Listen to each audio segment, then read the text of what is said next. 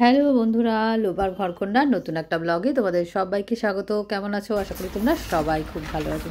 এই দেখো সকালবেলা বারান্দা থেকে ব্লগটা স্টার্ট করেছি। আর বারান্দায় কি দেখাচ্ছি বলো তো? এই যে সামনের এই যে বাড়িটা তোমাদেরকে দেখিয়েছি, সেখানে কাজ শুরু হবে মনে হয়। দেখো এখন সকাল থেকে বেশ বালি ঢালছে, আর এই বালি ঢালা মানেই আমাদের বাড়ির সামনেটা একদম ভর্তি হয়ে যাবে, রাস্তায় বেরোনো খুব মুশকিল হয়ে যাবে। যাই হোক, এখন তো চলে এসেছি কোর্টে। আর তোমাদের জানাই সকলকে শুভ রাখি পূর্ণিমা। আজকে ব্লগটা যখন তোমরা পাবে তখন বেশ অনেকটাই দেরি হয়ে যাবে, কিন্তু তাও তোমাদেরকে আমাদের কোর্টে কিভাবে আমরা সেলিব্রেট করলাম সেটাই তোমাদের সাথে শেয়ার করছি। তাহলে সাথে থাকো বন্ধুরা, আশা করি আজকের ব্লগটা তোমাদের খুবই ভালো লাগবে। আর আজকে শুক্রবার, আজকে আমাদের কোর্টে ওই প্রজাপিতা ব্রহ্মাকুমারী যে ইনস্টিটিউশন আছে ওখান থেকে এসছিলেন ওনারা, এসে আমাদের সবাইকে রাখি পরিয়েছে। আর তাছাড়া এই যে আমাদের কোর্টেও সবাইকে কীভাবে রাখি পরালাম সেটাই তোমাদের সাথে শেয়ার করছি। কারণ আগামীকাল সাধারণত বাড়িতে রাখি পরানো হবে, কিন্তু কালকে তো শনিবার ছুটি। তা যাই হোক, কোর্টে শুক্রবার বিকালবেলা কীভাবে কী সেলিব্রেট করলাম সেটাই শেয়ার করলাম। আর এই দেখো বৃষ্টি পড়ছে। আর এরপরে আর কিছু শ্যুট করিনি, সারাদিন বাড়ি ফিরে এসেও আর কিছু শ্যুট করা হয়নি। আর যা ঝমঝম করে বৃষ্টি পড়ছিল এই জানলা দিয়ে, এই বৃষ্টিটা বেশ অনেকক্ষণ ভালোই লাগছিল বেশ। আর কালকে রাখি তোমরা কে কীভাবে সেলিব্রেট করেছো, আশা করি খুবই ভালোভাবে সেলিব্রেট করেছো। আর আমার বাড়িতে তো আমার মা ছেলেকে রাখি পরায়।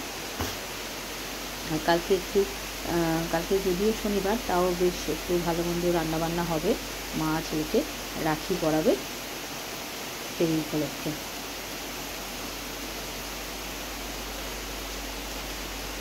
চলো, আজকে শনিবার রান্নাঘর থেকে ব্লগটা স্টার্ট করলাম। দেখো আজকে কি রান্না হচ্ছে। ছেলে যেহেতু চিকেন ভালোবাসে, তা অবভিয়াসলি চিকেন তো হবেই আজকে। তাই এখানে এখন চিলি চিকেন বানানো হচ্ছে।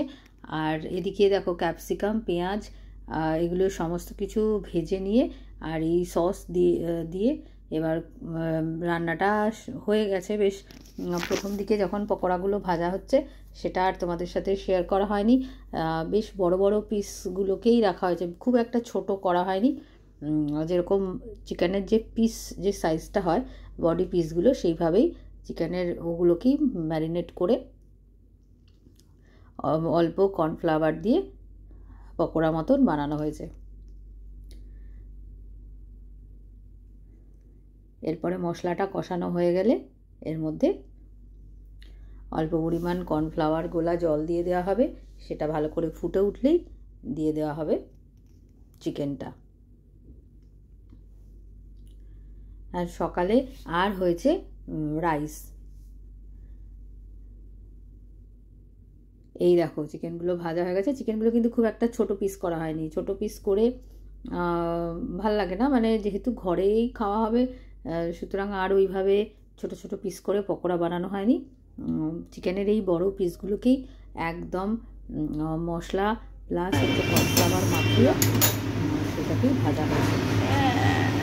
আমি না বাড়িতে এইভাবে করাটাই পছন্দ করি, কারণ খুব ছোটো ছোটো করে পকোড়া করে রান্নাটা হয় না। চিকেন তো ঘরেই যেহেতু নেই, ঘরের ভিতরেই খাবে, ঝামেলা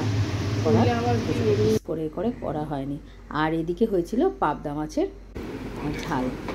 আর এই দেখো তখন না ভুলে গেছি, রাখি পরানোর সময় ফটোটা তোলাই হয়নি একদম। এই দেখো এখন মা রাখি পরিয়ে দিয়েছে ছেলেকে, আর এখন ছেলে কিন্তু লাঞ্চ করতে বসে গেছে। আর ও তো জানো, সেই তোমাদের আগেও বলেছি, ফোন দেখে খাবে। চলো তাহলে আমি তোমাদের পরপর 3 দিনেরই ভিডিও একসাথে শেয়ার করলাম, কারণ অনেক খুব একটা করে কিছু শ্যুট করা হয়নি। আর আজকে হচ্ছে রবিবারের সকাল। রবিবারে আমাদের একটা ইনভিটেশান ছিল একজনের বাড়িতে। ওই এই যেটা দুর্গা আর কি, বৈষ্ণোদেবীর পুজো করে। আর তারা এই যে একটা সুন্দর ঠাকুর মন্দির উদ্বোধন করেছে, আর সেখানেই মন্দির প্রতিষ্ঠা করে পুজো হচ্ছে।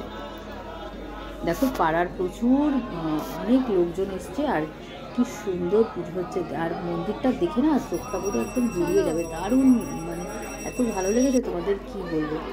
আর পুজো হোক আর যাই হোক, যেন খাওয়া দাওয়া তো আছেই। আর এই যে মাঝখানে ওয়েট লসের যে একটা করছিলাম, এই মাঝে মাঝে টুকটাক নেমন্তন্ন খেতে গিয়ে এই ওয়েট লস ব্যাপারটা একদম কিন্তু স্কিপ করা হয়ে যাচ্ছে। যাই হোক, মনে মনে ডিটারমাইন্ড হয়েছি যে এর পরে আর কিন্তু চট করে কিছু অনিয়ম করব না। তাহলে তোমাদের দেখিয়ে দিলাম কি সুন্দর দেখো মন্দিরটা, দেখে না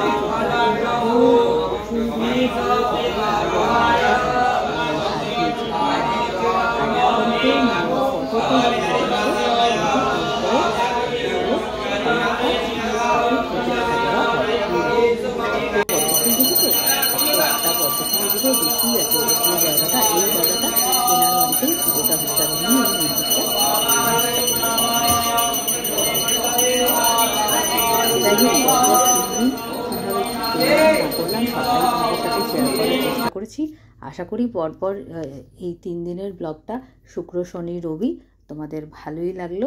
আর তোমাদেরকে আবার জানাই শুভ রাখি পূর্ণিমা, সবাই খুব ভালো থেকো। আর আজকে এইটুকুই। আর এই দেখো সবাই মিলে বেশ অনেক ছবি তুলেছি, পাড়া প্রতিবেশী অনেকেই এসছিল।